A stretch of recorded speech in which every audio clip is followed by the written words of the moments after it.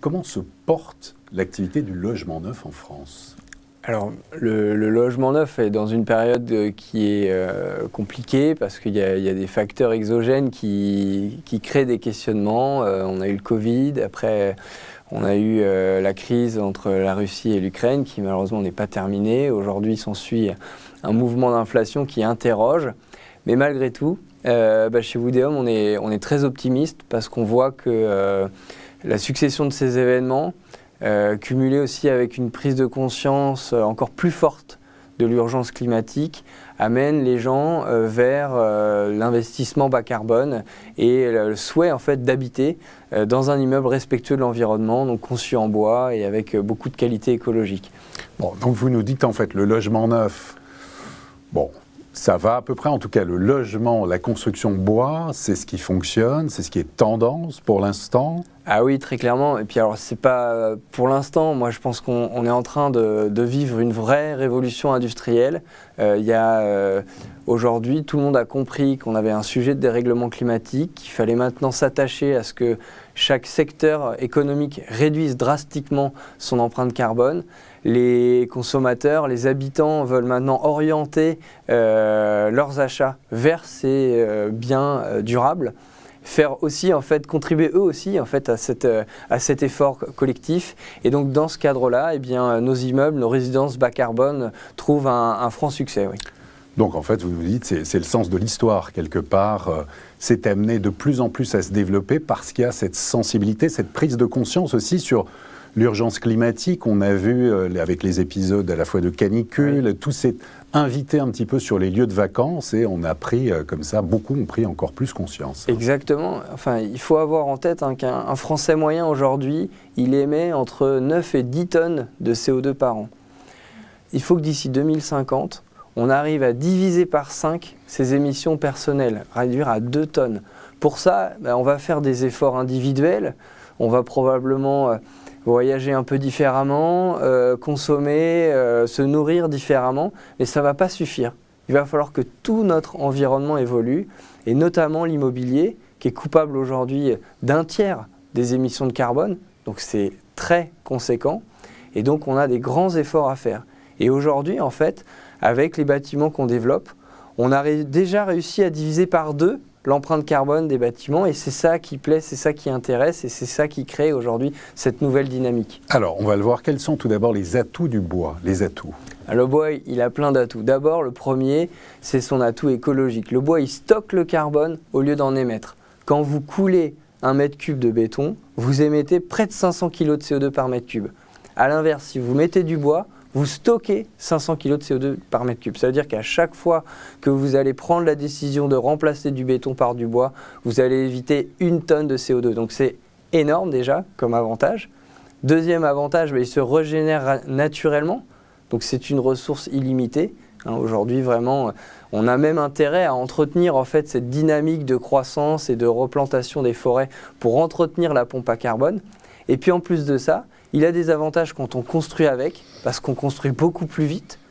On divise par 2 le temps du gros œuvre. Il n'y a pas de nuisance, il n'y a pas de marteau-piqueur, de bruit permanent de chantier. On divise par 8 le nombre de rotations de camions.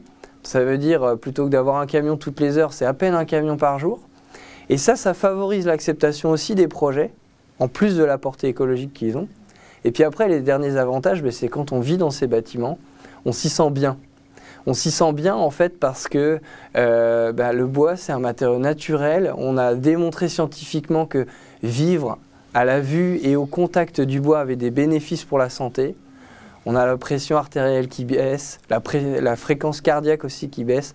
On dort mieux, on se concentre mieux. Donc ça c'est génial en fait d'avoir ça en main.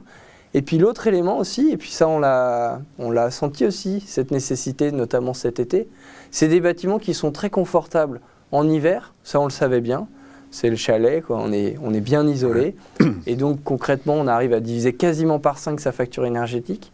Et en plus l'été, c'est des bâtiments qui réagissent très bien aux fortes vagues de chaleur, parce qu'ils se ventilent très naturellement, très facilement, donc on fait vite baisser la température de ces logements grâce à la fraîcheur de la nuit.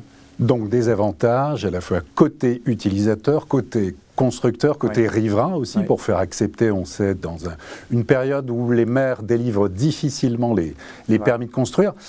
Alors, on a envie de se dire, c'est vrai que c'est idyllique. Pourquoi il n'y en a pas plus? Comment améliorer la filière? Et puis le bois, on sait qu'on va aussi beaucoup en chercher en Autriche, notamment. Pourquoi? Comment on pourrait améliorer D'abord, les choses? historiquement, en fait, on a toujours utilisé le bois pour construire nos bâtiments. Et puis, en fait, après la guerre, on a été aussi en France l'inventeur du béton. Et le béton est devenu la recette miracle pour faire tout. Et on est devenu, en fait, très, très monoculturel en France. Et en fait, là, avec une modernisation en fait, du bois, on arrive à démontrer que ce bois peut faire des bâtiments de grande échelle. On fait notamment une tour à Lyon, hein, carrément là, 16 étages, 57 mètres de haut. Donc en fait, il n'y a pas de limite technique. Et ça, cette prise de conscience, elle est nouvelle. Et puis cette envie de faire du bois, eh bien, elle est accélérée par le sujet dont on parlait en préambule. C'est l'urgence climatique, le besoin urgent là aujourd'hui de faire différemment. Donc il faudrait massifier peut-être aussi davantage, et puis les métiers aussi, ça veut dire aussi former. Alors oui, les métiers, bien sûr, il faut plus d'ingénieurs, plus d'architectes. Mais là, on voit qu'il y a une dynamique très forte. Hein. Voilà, hier, j'intervenais à l'IX et on voit que les ingénieurs d'aujourd'hui veulent faire ces choix, veulent choisir des entreprises qui vont prendre leurs responsabilités et travailler en fait, dans un secteur à impact et participer aussi à l'effort collectif. Voilà. Et l'effort collectif, on parle aussi en ce moment beaucoup d'inflation. Est-ce qu'on peut produire du logement construit en bois, avec le matériau bois, abordable, de façon abordable? Quelles sont vos contraintes ou les possibilités qu'il peut y avoir? Bien sûr qu'on peut, puisque d'abord la ressource, elle existe en France. Donc ça, c'est une chance unique. C'est que là, on voit bien en ce moment, on est tiraillé et c'est mieux d'avoir les ressources assez proches de nous. Donc historiquement, effectivement, les Autrichiens se sont développés très vite sur cette capacité à produire du bois de construction. Mais la France, elle a aussi cette ressource et là, elle est en train d'accélérer très fort sa production puisqu'on parle d'un triplement de la capacité de production de bois d'ici 2 ans. Donc c'est très très positif et encore une fois, c'est intéressant d'avoir cette ressource à proximité. Et donc c'est ça qui va me nouer cette dynamique.